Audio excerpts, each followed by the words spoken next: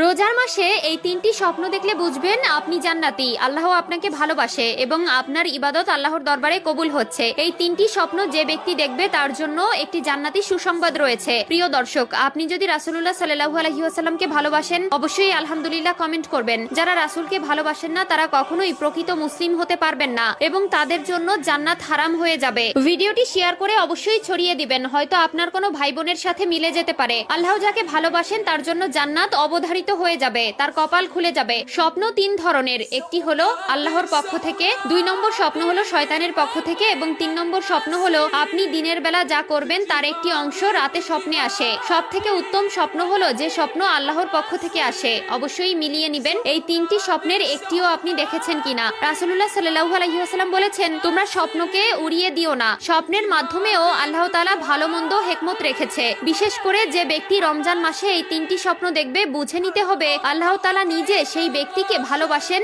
এবং তার জন্য জান্নাতের সুসংবাদ রেখেছেন। হয়তো আপনার কপাল খুলে যেতে পারে কঠিন ওই পরকালের ভয়াবহতা থেকে। 1 নম্বরে, আপনি যদি স্বপ্নে দেখেন আপনি কোরআন তেলাওয়াত করছেন, বুঝে নিবেন সেই স্বপ্ন আল্লাহর পক্ষ থেকে এসেছে। পবিত্র কোরআন ও রমজানের রোজা আল্লাহর দরবারে আপনার পক্ষ হয়ে কথা বলবে। এই স্বপ্ন দেখলে বুঝে নিবেন আল্লাহ তাআলা আপনার উপর প্রচন্ড পরিমাণে খুশি, যার ফলেই আপনি কোরআন স্বপ্ন দেখেছেন। 2 নম্বর স্বপ্নটি একটু বেশি গুরুত্বপূর্ণ। স্বপ্নে যদি দেখেন আপনি গোসল করছেন তাহলে বুঝে নিবেন আল্লাহ তাআলা আপনার উপর খুশি আছেন।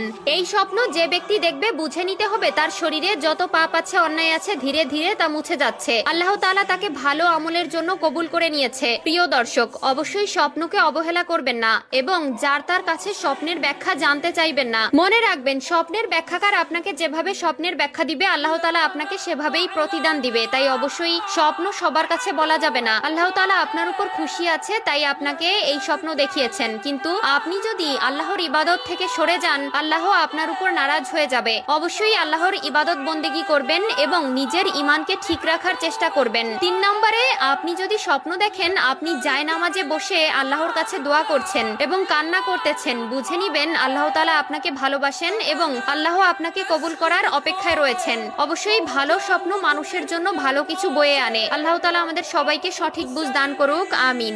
বরকতময় মাস রমজান সম্পর্কে কোরআন সুন্নাহয় যেসব ফজিলত ও মর্যাদার উপকারিতার বর্ণনা রয়েছে, রমজান শুরু হওয়ার আগেই সেসব সম্পর্কে জেনে নেওয়া, সেসব উপকার পেতে কোরআন সুন্নাহর দিক নির্দেশনাগুলো মেনে চলার প্রস্তুতি নেওয়া, রমজান মাসে পরিপূর্ণ সওয়াব ও ক্ষমা পেতে মানসিকভাবে প্রস্তুতি গ্রহণ করা। জীবনভর যত গুনাহ করেছি এই রমজান মাসে সেসব গুনাহ বা অন্যায় থেকে পরিপূর্ণ ক্ষমা পেতে হবে, সবচেয়ে বেশি সওয়াব পেতে হবে। রমজান শুরু হওয়ার আগে এই প্রতিজ্ঞা গ্রহণ করা জরুরি। রমজানের আগের মাস শাবান মাস। প্রিয় নবী সাল্লাল্লাহু আলাইহি ওয়াসাল্লাম বেশি